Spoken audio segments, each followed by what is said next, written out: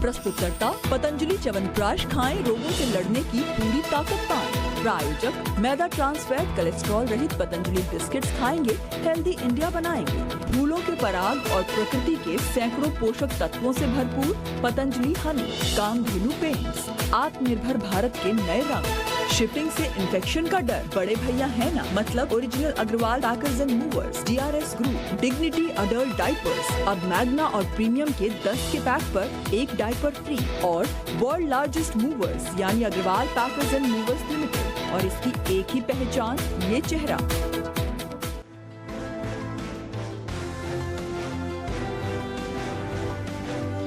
दिन के निचले स्तरों से बाजार में शानदार रिकवरी। निफ्टी करीब 150 अंकों की तेजी के साथ 13,450 के ऊपर हुआ बंद। सेंसेक्स में 450 अंकों का उछाल।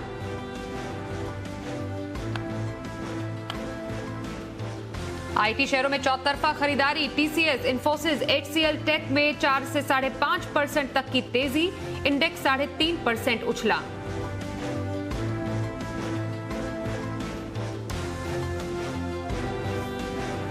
शिपिंग कॉर्पोरेशन में सरकारी हिस्सा बेचने के लिए मंगाए गए expression of interest. Zee Business से खास बातचीत में खुलकर बोले दीपम सचिव। BML और कॉनकॉर के EY भी जल्द।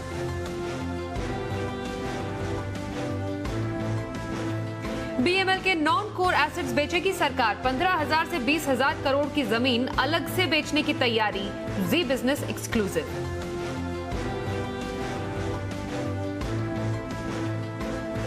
एयर क्वालिटी कमीशन ने दिल्ली की सभी इंडस्ट्रीज को 31 जनवरी तक PNG पर स्विच करने का दिया आदेश। IGL 6.5% उछला।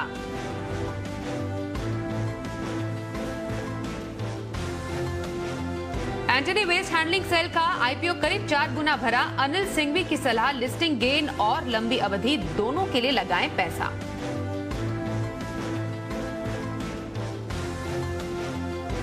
नए साल में भी जारी रहेगा FIIs का निवेश। जी बिजनेस से बातचीत में सुनील सिंघानिया ने कहा, डिजिटल पर ज्यादा फोकस वाली IT कंपनियों में बनेंगे मौके।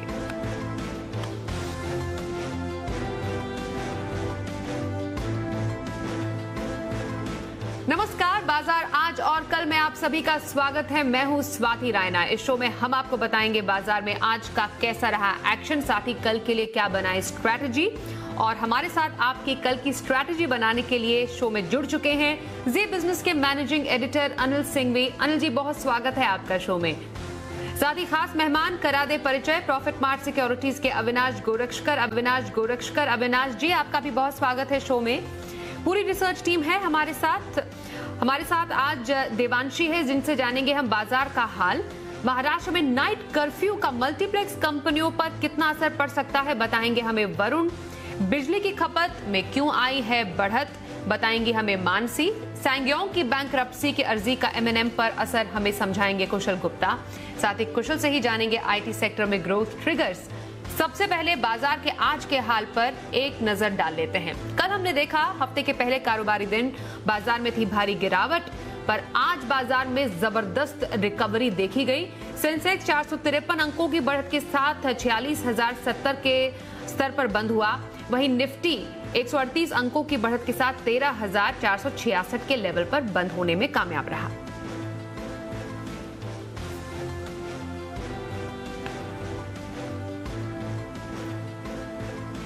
और आज के बाजार पर एडिटर स्टेक के लिए अनिल जी आपके पास हम आ रहे हैं। आज बाजार ने शानदार तरीके से रिकवरी दिखाई, आज के सत्र को कैसे समझें?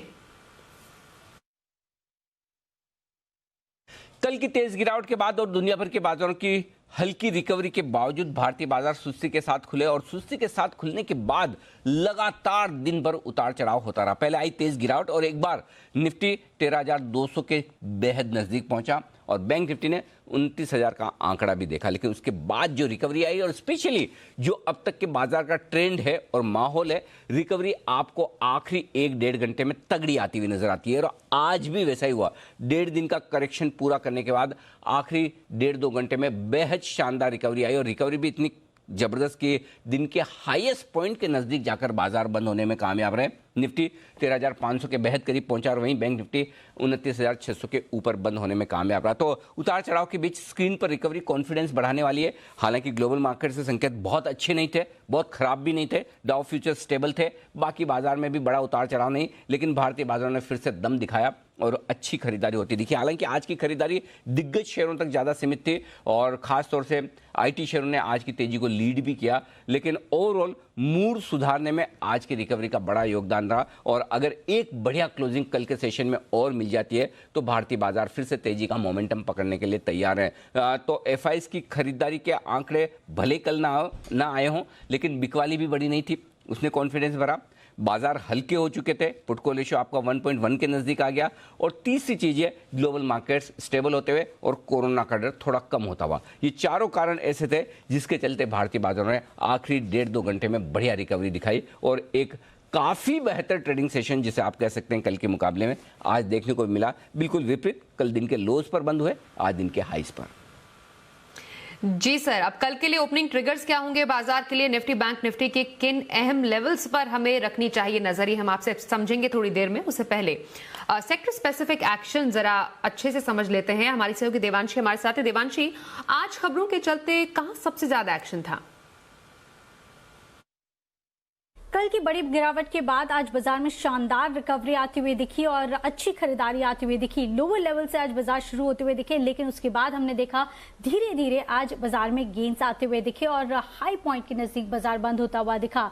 सारे इंडाइसेस आज हरे निशान में बंद होते हुए दिखे, लेकिन जो ज्यादातर सहारा मिलता हुआ दिखा वो आईटी और फार्मा शेयरों से आता हुआ दिखा। हैवी वेट्स ने आज हल्का सा कॉन्ट्रीब्यूट किया और साथ ही बैंकिंग शेयर्स ने भी थोड़ा सा कॉन्ट्रीब्यूट जरूर किया है। सबसे पहले अगर गेनर्स की बात करें तो आईटी स्टॉक्स थे जो कि आज के स्टार परफॉर्मर्स रहे। आप देखिए 3% से लेकर 11% तक के गेन्स हमने आईटी स्टॉक्स में देखे। उसमें भी Infosys, Tata Elxsi, HCL Tech, Mindtree, Coforge, KPIT Tech, Birlasoft जैसे स्टॉक्स थे जहां पे आज अच्छी खरीदारी थी। और फार्मा स्टॉक्स जैसे कि Cadila health, Torrent pharma, Biocon, granules में आज अच्छे गेन्स आते हुए दिखे। साथ ही गैस स्टॉक्स में भी आप देखिए जो सेकेंड हाफ में अच्छी तेजी आती हुई दिखी। खबर ये थी कि जितने भी इंडस्ट्रीज हैं उनको पोल्यूशन कंट्रोल करने के लिए पीएनजी का इस्तेमाल करना होगा। यह आदेश के बाद आईजीएल, एमजीएल, अदानी गैस, गेल जैसे स्टॉक्स थे जहां पे आज अच्छे गेन्स आते हुए दिखे। वायदा बाजार में भी आप देखिए आज अच्छी तेजी थी, जैसे कि अदानी एंटरप्राइज अच्छे गेन्स, इंटरग्लोब एविएशन, बंधन बैंक जैसे स्टॉक्स में आज फ्रेश लॉन्ग्स होते हुए दिखे। और चुनिंदा स्टॉक्स थे जो कि आज लाल निशान में बंद होते हुए दिखे थे। और वीकनेस थी पीवीआर, जैसे कि हमने देखा कर्फ्यू जो महाराष्ट्र में लगता हुआ दिखा, कई शहरों में नाइट कर्फ्यू, उसके चलते पीवीआर पर सबसे ज्यादा इंपैक्ट आता हुआ दिखा। भारत फोर्स, श्रीराम ट्रांसपोर्ट, ये कुछ स्टॉक्स थे जो कि लाल निशान में बंद होते हुए दिखे और दिन भर वीक बनते हुए दिखे। लेकिन दिन भर आपकी जो कमाई होती हुई दिखी, शानदार कमाई जो आपकी इजी बिजनेस पर होती हुई दिखी, क्योंकि आपको सुपर हिट कॉल्स आज आपको रेकमेंड किए गए थे। सबसे पहले अगर बिकवाली की बात करें, पिरामल एंटरप्राइज आपको हिमांशु जी की रिकमेंडेशन थी, रिलायंस इंडस्ट्रीज में बिकवाली की राय थी। और साथ ही खरीदारी की तरफ हमने इन्फोसिस, एचसीएल टेक, सिप्ला, आरबीएल बैंक में भी खरीदारी की राय देखी थी दिन भर, जहां पे आपके गेन्स होते हुए दिखे। और निफ्टी पर भी पुट की राय आज सुबह मिलती हुई दिखी थी जय की तरफ से। तो ये कुछ शानदार आपके लिए कॉल्स थे। लेकिन अगर ब्रॉडर मार्केट्स की बात करें तो लोअर लेवल से अच्छे गेन्स आते हुए दिखे और सारे इंडाइसेस आज हरे निशान में बंद होते हुए दिखे थे। शुक्रिया देवांशी आपका बाजार में स्टॉक स्पेसिफिक जानकारी हम तक पहुंचाने के लिए। हमारे आज के एक्सपर्ट अविनाश गोरक्षकर का रुख कर लेते हैं। अविनाश जी, आज के बाजार पर क्या राय है आपकी? एक शानदार रिकवरी आज के सत्र में हमने देखी है और आगे आने वाले दिनों के लिए क्या एक्सपेक्ट किया जा सकता है बाजार से? और दूसरा सवाल यही कि पोजिशनल व्यू हफ्ते भर की खरीदारी के लिए कौन सा स्टॉक सजेस्ट करेंगे आप? स्वाति, मुझे लग रहा है कि मार्केट्स में जो खरीदने का आज मोमेंटम देखने को मिला है वो ज्यादातर थोड़े से कोरोना वायरस के फियर्स अंडर प्ले हो चुके हैं, प्लस वापस एफआई की बाइंग आ चुकी है। हमको लग रहा है कि आने वाले दिनों में होपफुली अगर कोरोना वायरस के नंबर्स थोड़े से डिले होते हैं, नॉट ओनली इंडिया में लेकिन यूरोप और यूके में, तो डेफिनेटली ये मार्केट्स को अच्छे लगेंगे। ओवरऑल जो पैनिक सेल ऑफ कल का देखा था उसमें आज एक अच्छी रिकवरी देखने को मिली और मुझे लग रहा है कि आने वाले दिनों में मार्केट्स और भी थोड़ा बढ़ेगा क्योंकि काफी ऊपरी लेवल से मार्केट्स टूटा है। और अगर हम हफ्ते भर की बात करें तो हमको टाटा मोटर्स काफी पसंद है। हमको लग रहा है कि कंपनी के नंबर्स आने वाले क्वार्टर में तो अच्छे आएंगी, लेकिन नियर टर्म में भी एक अच्छा रिस्क रिवॉर्ड बन सकता है। तो करंट लेवल्स पे खरीदना चाहिए। यहाँ पे करीबन 160 का स्टॉप लॉस रखे और करीबन 175 का नियर टर्म का टारगेट बनता है। तो 8 से 10 दिन के लिए टाटा मोटर्स एक शॉर्ट टर्म पोजिशनल पे के लिए रिस्क रिवॉर्ड काफी अच्छा रहेगा। टाटा मोटर्स में हफ्ते भर की खरीदारी की सलाह दे रहे हैं हमारे आज के एक्सपर्ट अविनाश गोरक्षकर। बातचीत जारी रखेंगे अविनाश जी से। फिलहाल कुछ खबरों का रुख कर लेते हैं। महाराष्ट्र में नाइट कर्फ्यू का ऐलान कर दिया गया, लेकिन असर पड़ सकता है मल्टीप्लेक्स कंपनियों पर भी। क्या इम्पैक्ट हम देख पाएंगे, जरा समझते हैं हमारे सहयोगी वरुण से। वरुण, जरा बताएं नाइट कर्फ्यू का इम्पैक्ट ऑन मल्टीप्लेक्स कंपनियां। देखिए, आज मल्टीप्लेक्स शेयर में जो भारी भरकम गिरावट देखने मिली है उसका बड़ा कारण है महाराष्ट्र सरकार की तरफ से लगाया गया नाइट कर्फ्यू। दरअसल आयनॉक्स, पीवीआर जैसी जो कंपनी है उनका महाराष्ट्र पे काफ़ी बड़ी निर्भरता है। आप पीवीआर को देख लीजिए, इस कंपनी के पास करीब 835 स्क्रीन्स है, जिसमें से 165 महाराष्ट्र में है। आयनॉक्स को देख लीजिए, 626 स्क्रीन्स में से करीब 129 जो है वो महाराष्ट्र में है। यानी कि इन कंपनीज की कुल स्क्रीन्स में से करीब 20% स्क्रीन्स जो है वो केवल महाराष्ट्र में ही है। सिर्फ यही नहीं, इन कंपनीज की कुल रेवेन्यूज़ में से करीब 25% के आसपास के रेवेन्यूज़ जो है वो केवल महाराष्ट्र से आते हैं। और देखिए, महाराष्ट्र में फिल्म इंडस्ट्री भी है और हिंदी फिल्म जगत जो है उसके कुल रेवेन्यूज़ में से करीब 30% के आसपास जो है वो केवल महाराष्ट्र से आता है। और अगर यहाँ पे नाइट कर्फ्यू लगता है तो जाहिर सी बात है, जो लेट नाइट शोज़ होते थे 9 बजे, 10 बजे, 11 बजे के, कहीं ना कहीं इन कंपनीज़ को उनको कैंसिल करना पड़ेगा और महज दिन में शोज़ रखना पड़ेगा।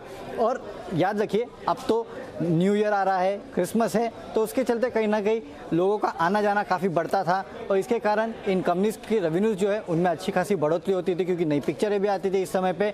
अब अगर नाइट कर्फ्यू लग गया है तो कहीं ना कहीं यहाँ थोड़ा धीमापन देखने मिलेगा और इन कंपनीज के रेवेन्यूज़ पे थोड़ा बहुत हिट देखने मिल सकता है। और इसी के कारण जो है आज आयनॉक्स और पीवीआर दोनों ही काउंटर्स में इन खबर के बाद जोरदार गिरावट देखने मिली। जी, बहुत शुक्रिया वरुण इस पूरी खबर पर और ज्यादा डिटेल्स देने के लिए। तो ये तो महाराष्ट्र में नाइट कर्फ्यू की बात हुई, जो इम्पैक्ट मल्टीप्लेक्स कंपनियों पर दिख सकता है, खासतौर पर शेयर्स पर। अगली खबर यह है कि बिजली की खपत में बढ़त देखने को मिली है और दिसंबर में दरअसल बिजली खपत बढ़ने के बाद पावर कंपनियां काफी फोकस में आ गई हैं। जरा और डिटेल में सब पूरी खबर समझते हैं हमारी सहयोगी मानसी दवे से। मानसी, जरा बताएं पावर कंपनियां फोकस में क्यों हैं? जी बिल्कुल, देखिए पावर सेक्टर फोकस में है क्योंकि दिसंबर के पहले 15 दिनों में बिजली की खपत में 4.8% का इजाफा होता हुआ दिखा है।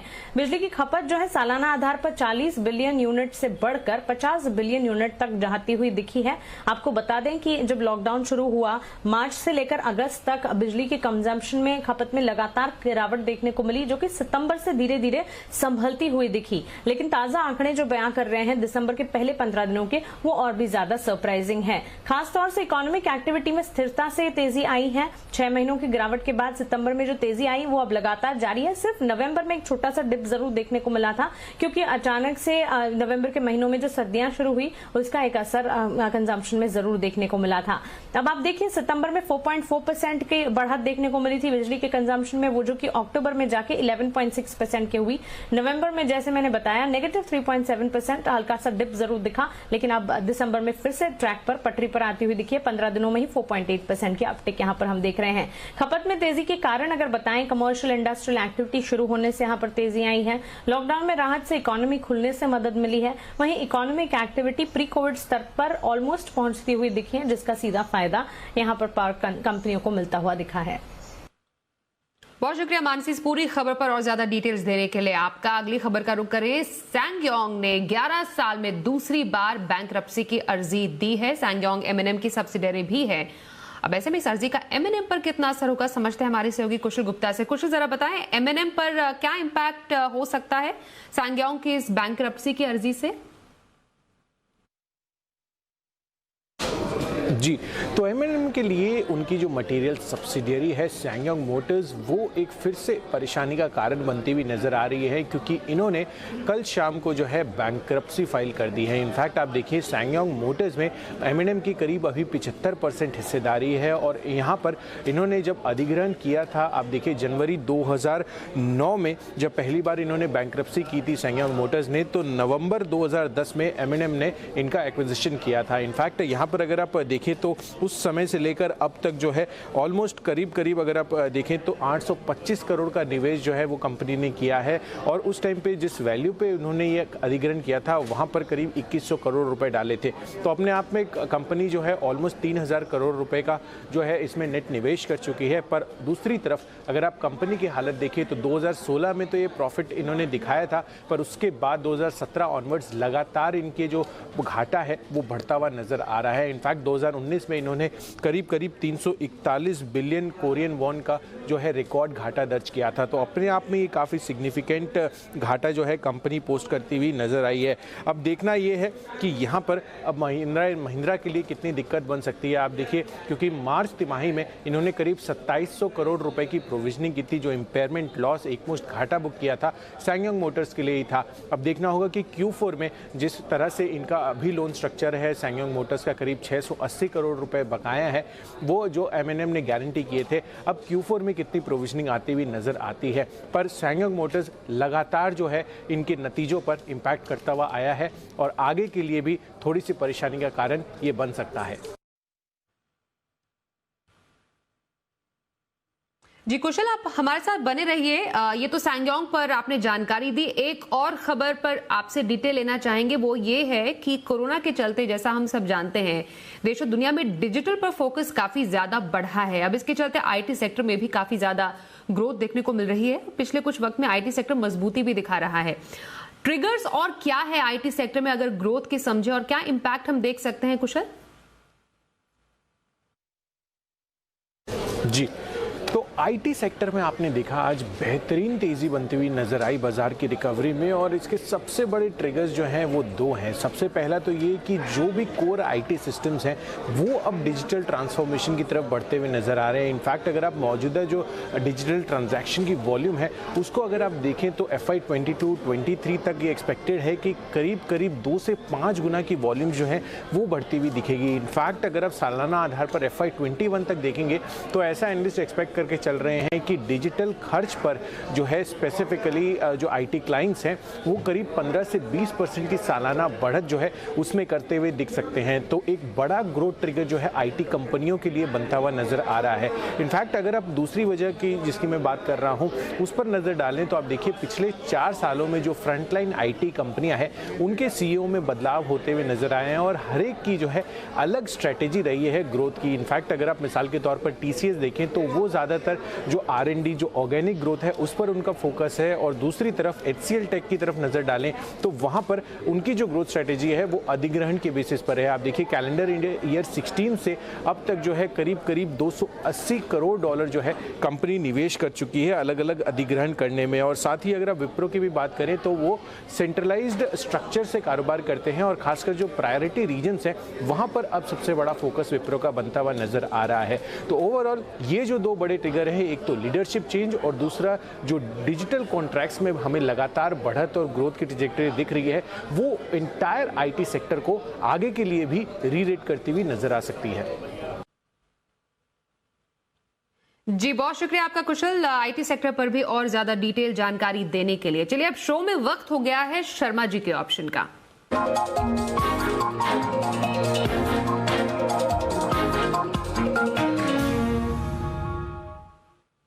HDFC सिक्योरिटीज के VK शर्मा जी हमारे साथ फोन लाइन पर है। शर्मा जी बहुत स्वागत है आपका एक बार फिर से। बताइए आज आप कौन सा बम्पर कमाई का ऑप्शन बताने वाले हैं कल के लिए दर्शकों को? जी नमस्ते आपको और आपके सभी दर्शकों को।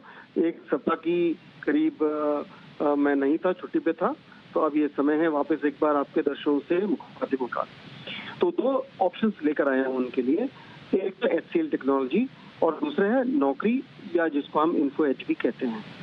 तो दोनों ऑप्शन हैं उन कंपनियों के, आईटी रिलेटेड और इंटरनेट रिलेटेड कंपनीज हैं जो सेक्टर अच्छा कर रहा है, जहां पे विजिबिलिटी भी आपको अच्छी दिखाई देगी। तो यहाँ पे HCL टेक मैं सजेस्ट कर रहा हूँ कि 920 की कॉल ली जा सकती है। अब 22 रुपए पे दिसंबर की कॉल दोनों ही है, और उसका स्टॉप लॉस रखें 14 रुपए का और टारगेट रहेगा 38 रुपए। नौकरी या इन्फो एज दिसंबर की 4700 कॉल ले सकते हैं 97 रुपए पे, उसका स्टॉप लॉस रखें 70 रुपए, टारगेट रहेगा 135। हालांकि दोनों कंपनियां अच्छी इन्वेस्टमेंट कॉल हैं, लेकिन ये जो मेरा सजेशन है वो मेयरली ट्रेडिंग का है, तो ध्यान रखिए स्टॉप लॉस रखें और स्टॉप लॉस को ऊपर बढ़ाते रहिए। ट्रेडिंग के अंदर कभी भी एक बार प्रॉफिट में आने के बाद घाटा आपको नहीं होना चाहिए। नमस्ते, जय हिंद। आइए अब समझते हैं कल के लिए बाजार पर क्या हो आपकी स्ट्रैटेजी, और सीधे चलते हैं अनिल जी के पास। अनिल जी, कल बाजार के लिए ओपनिंग ट्रिगर्स क्या होंगे और निफ्टी बैंक निफ्टी के अहम लेवल्स क्या हो सकते हैं? जहां तक कल के बाजारों का सवाल है, ये बात सही है कि किस तरह का कारोबार अमेरिका में होता है और बाकी दुनिया भर के बाजारों और डाउ फ्यूचर्स का क्या हाल रहता है, वो तो भारतीय बाजारों की शुरुआत करने का पूरा इशारा करेंगे ही। लेकिन उसके बाद भारतीय बाजारों में आज फिर से अपनी ताकत, अपना दम दिखा भी है। ऐसे में निचले स्तरों से लगातार सपोर्ट आने की उम्मीद आप कर सकते हैं। 13,200, 13,350, अब ये 150 पॉइंट की रेंज कल भी निफ्टी पर मजबूत सपोर्ट का काम करेगी। और ऊपरी स्तरों पर 13,550 से 13,700 की रेंज होगी, जहां तक बाजार जाने की कोशिश कर सकता है अगर सब कुछ ठीक ठाक रहा तो। बैंक निफ्टी 29,200 मजबूत सपोर्ट है और आसानी से नहीं टूटने वाला है। 30,200 ऊपरी रेंज है, जहां तक बैंक निफ्टी कल कोशिश कर सकता है अगर ग्लोबल मार्केट्स ने साथ दिया तो। आज के किस तरह के डेटा एफआईज के और घरेलू फंड्स के आते हैं खरीदारी और बिकवाली के, वो देखना भी इंटरेस्टिंग होगा। और आखिरी 1.5-2 घंटे में जो रिकवरी आई, उसमें क्या तेजी की पोजीशन जरूरत से ज्यादा बनी है या रीजनेबल है, वो भी इंटरेस्टिंग होगा। और परसों वायदा कारोबार की वीकली एक्सपायरी और हफ्ता भी छोटा है, शुक्रवार को बाजार बंद है क्रिसमस की छुट्टी की वजह से, तो एक्शन कल भी भरपूर रहने वाला है। उसके लिए तैयार हो जाइए और रहिए हमारे साथ। बताएंगे आपको किन स्टॉक सेक्टर्स और मार्केट में किस डायरेक्शन में कितना एक्शन बनता है, वो पूरा का पूरा इस तरह के वोलेटाइल मार्केट में। बहुत शुक्रिया अनिल जी आपका, शो में शामिल हुए और कल के लिए स्ट्रैटेजी आपने बताई। आगे बढ़ते हैं और अब जानते हैं कि वायदा बाजार में ऑप्शन की किस रणनीति से कल आपको मिलेंगे कमाई के मौके।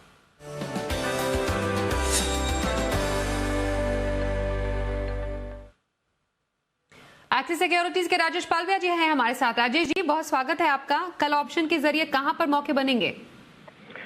या गुड इवनिंग स्वाति जी। देखिए, कल मार्केट में एक शार्प करेक्शन था। आज मार्केट ने 13,200 के लेवल को डिफेंड करके वहां से एक पुल बैक एक्शन जरूर दिया, बट ये पुल बैक एक्शन कितना सस्टेन रहेगा, ये हमें कल के सेशन में मेक और ब्रेक डे जैसा रहेगा कल का सेशन। अगर ये यहाँ से पुल बैक एक्सटेंड होता है तो फिर कहीं ना कहीं मार्केट वापस एक कंफर्ट जोन में ट्रेड करता हुआ दिखेगा।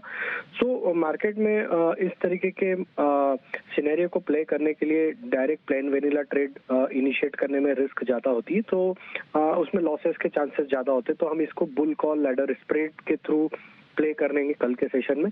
तो हम मार्केट में यहाँ से ऑप्टिमिस्टिक है, यहाँ से हमें लगता है कि पुल बैक एक्सटेंड होना चाहिए। तो हम यहाँ पे निफ्टी का 13,500 का कॉल ऑप्शन, जो कि इस वीक की एक्सपायरी का है, वो करीब 67 पे क्लोज हुआ, वो बाय करेंगे। लेकिन इसकी कॉस्ट को कम करने के लिए हम 13,650 का कॉल ऑप्शन 20 रुपए में बेचेंगे और एक 13,700 का कॉल ऑप्शन भी 13 रुपए में बेचेंगे। तो इससे के करने से हमारी कॉस्ट जो होगी वो करीब 34 रुपीज हो जाएगी। तो हमारा मैक्सिमम लॉस, अगर मार्केट जो हम एक्सपेक्ट कर रहे हैं कि पुल बैक एक्सटेंड होना चाहिए, अगर नहीं भी होता है तो हमारा मैक्सिमम लॉस जो होगा करीब 2550 रुपए के आसपास होगा। बट हमारा प्रॉफिट, अगर मार्केट एक्सटेंड करता है पुल बैक, जो कि आज के एफआईआई डेटा को देख के भी लगता है कि वापस से एक बाइंग इंटरेस्ट वापस बना है, तो अगर ये पुल बैक एक्सटेंड होता है तो हमारी प्रॉफिट रेंज जो रहेगी वो 13,535 से लेके 13,700 इस बीच में मार्केट कहीं भी एक्सपायर होगा तो हमें इसमें प्रॉफिट बनेंगे। तो हम ये स्ट्रेटेजी कल के सेशन के लिए निफ्टी के लिए रिकमेंड करेंगे। हो सकता है अगर किसी को होल्ड करना है तो इसको एक्सपायरी तक भी होल्ड कर सकते, कल एग्जीक्यूट करें और कल और परसों 2 दिन के लिए होल्ड करें, तो हो सकता है इसमें अच्छे प्रॉफिट बनते हुए दिखे। दूसरा, हमें जो स्टॉक स्पेसिफिक अट्रैक्टिव लग रहा है वो एक डीएलएफ काफी अट्रैक्टिव लग रहा है। स्टॉक एक अप ट्रेंड में है। स्टॉक में जो कल के सेशन में करेक्शन हुआ था, एग्जैक्टली 20 डे मूविंग एवरेज से स्टॉक ने सपोर्ट लेके बाउंस दिया है और आज के सेशन में करीब 5% का ओपन इंटरेस्ट भी ऐड होते हुए दिखा है। तो डीएलएफ कल के सेशन में बाय करने की सलाह रहेगी। 220 के आसपास क्लोज हुआ है, 217 का स्टॉप लॉस रखे, 228, 232 दो टारगेट हमें लगता है कल के सेशन में आते हुए दिखना चाहिए। बहुत शुक्रिया आपका राजेश जी, कल के लिए ऑप्शन स्ट्रैटेजी बताने के लिए। अविनाश जी, लॉन्ग टर्म स्ट्रैटेजी के लिए कौन सा शेयर आज आप सजेस्ट करेंगे? स्वाति, लॉन्ग टर्म के लिए हमको ऑटो सेक्टर में महिंद्रा एंड महिंद्रा पसंद है। हालांकि आज शेयर में काफी भारी गिरावट देखने को मिली क्योंकि सियोंग के जो सब्सिडरी के कारण मार्केट्स को चिंता है कि महिंद्रा को लॉस बुक करना पड़ेगा। बट हमारे इंफॉर्मेशन के हिसाब से और कंपनी के जो रिपोर्ट्स आने से हमको लग रहा है कि ये जो प्रोविजनल लॉस है वो ऑलरेडी महिंद्रा ने अपने कामकाजी रिजल्ट्स में ऑलरेडी प्रोवाइड कर चुके हैं।